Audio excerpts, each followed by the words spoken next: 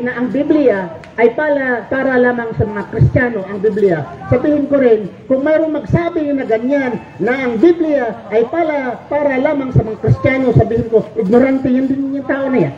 Bakit?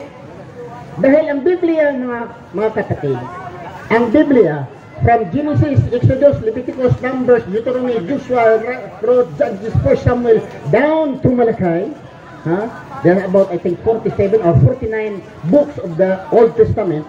Itong mga aklat na ito, ay aklat ito ng mga Hudyo. The Old Testament, books of the Jewish people. Hindi ito libro ng mga Kristiyano, ang Genesis, down to Malachi. These are the books of the Jewish people. So pag sabi mong Biblia, it includes New Testament. At ang New Testament, mga kapatid, ay sinulat, ay hindi, ang nagsulat dito, mga kapatid, ay hindi din Kristiyano. Ang una, bakit? Si Kristo ay nagsulat. Kung sasabihin natin sinulat ni Kristo, sabi ni Kristo, bakit si Kristo po ba ay Kristiyano? Dahil ang New Testament, they said, ang pinaka-esoteric or the essence of the New Testament, si Kristo. Wala kang mabasa in any corner of the Bible nga si Kristo isang Kristiyano. Wala. Hindi ba Kristiyano si Kristo eh.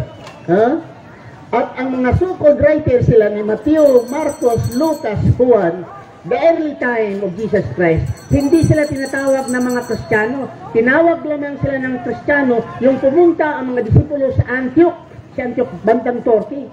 Mabasa sa Acts 11, chapter 11, verse 26. And the non-Christians, the Gentiles, they are calling them Christians. Hindi mismo ang mga disipulo ni Kristo.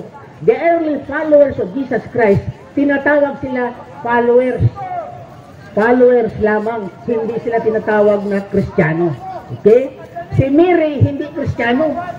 Yung tinuturo sa simbahan, siguro sabihin na si Mary Kristiyano, pero wala kang nabasa in any part of the New Testament, si Maria ay Kristiyano.